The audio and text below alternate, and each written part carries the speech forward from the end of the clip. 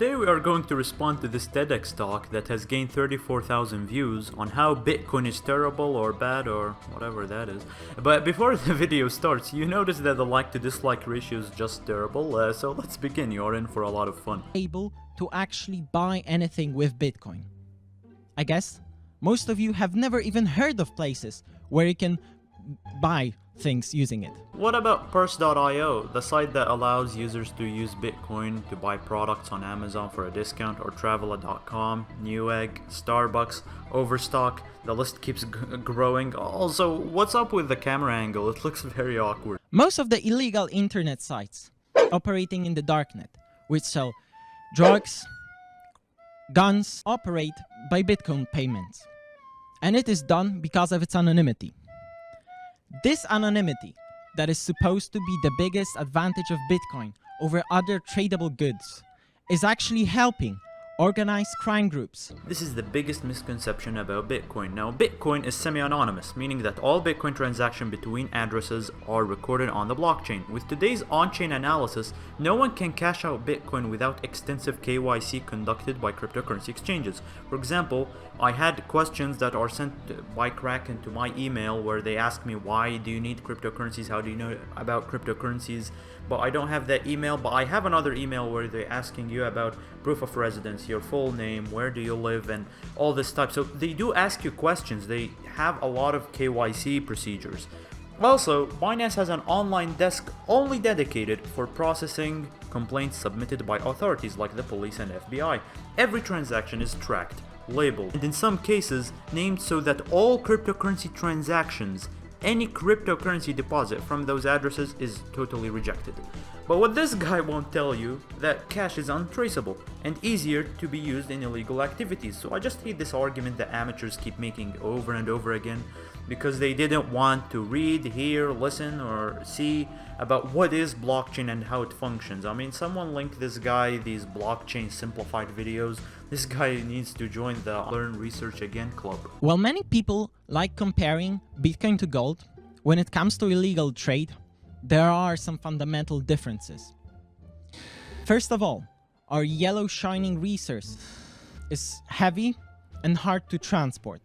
And in order to finalize a transaction, you need to meet the recipient in person. Now, I like gold. However, the way he is putting it is a bit deceiving. Gold has many downsides, as it is heavily manipulated, as you know, tightly controlled by central banks. So we realistically don't have a clear idea on how much gold is out there. Now, they're telling you that there is a finite amount of gold, there's such an amount of tons, but we don't know the exact amount that has been found, how much is. So you cannot trust really the information that is coming out, because nothing is public, nothing can be verified. Most of the gold trading is on paper, where 1 ounce of gold can have as many as 4 owners. So don't come and tell me that gold is superior to Bitcoin only because it's physical.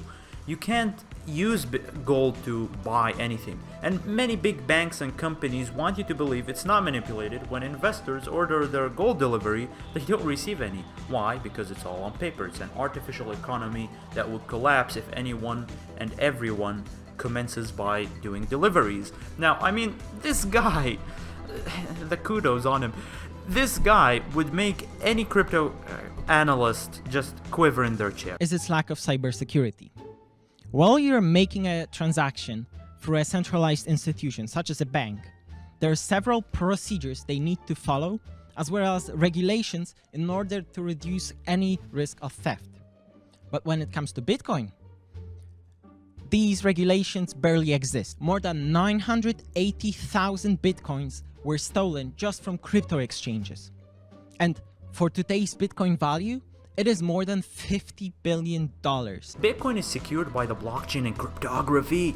There is a well-known saying, not your keys, not your crypto. These exchanges have vulnerabilities on their side because due to negligence or lack of taking care of cybersecurity, that's the problem on their end. These are called hot wallets. They are connected to the internet. Yes, they're not secure. There's a lot of procedures that can be taken to make them secure. For example, there are cold storage wallets. For example, Coinbase have Bitcoin stored in paper wallets and their private keys are scattered in different locations for the safety of the user's funds. Also, if Bitcoin is not secure, as you are saying, then why no one can be able to hack Satoshi's wallet or some institutional investor's wallet or crack any paper wallets? The safety of funds are vested in how you store your cryptos and how you take care of them, not in the Bitcoin software that exists. I mean, someone call TEDx and tell them to change their recruitment department because this is so embarrassing. The most well-known country for banning crypto trade is China. It has completely banned initial coin offerings, as well as it only allows exchanges to facilitate trade, not to buy or sell any. Chinese financial institutions are also forbidden from any sort of trade regarding cryptocurrencies. Wait, what do you mean facilitate trade but not buying and selling? I mean, I think this guy does not understand what is trade and what is buying and selling. I thought trading is buying and selling. China has banned Bitcoin many times before. Then China embraces Bitcoin and then bans it again. So just because China bans Bitcoin doesn't mean it is illegitimate, but it signals the power of decentralization. Also, I started to regard these movements made by these governments, banning them, then allowing it, then banning it again, is manipulation. For them, it's to accumulate more Bitcoin. It is a theory, it has not been proved. However, it's not logical to keep banning and allowing it again over and over and over again. It just doesn't make sense. This proves that someone's logic can have negative airflow and win the Guinness record of having the worst camera angle of 2021. Now in the end, there are a further 6 minutes of this video where he jumps to how Bitcoin consumes electricity, and we talked and explained this many times before with facts and logic. I feel ill to my stomach at how this guy just showcased his ignorance, lack of research, arrogance by making this video presentation somehow legitimate. It's sad that people watch this and say that Bitcoin is terrible while they have little to no logical methods of creating arguments. The problem with people attacking Bitcoin is that it's rare to find one who has the capability to do his research properly so that we can debate them, but sadly none of them exist, and most of them, you just get a joke out of. It's just so funny. So I hope you enjoyed this little rant video. It just shows you that sometimes someone can manipulate information in a way where it sounds correct, but it's just a huge wobble of information that you don't need. So thank you for watching. Don't forget to subscribe. Time is money. Enjoy.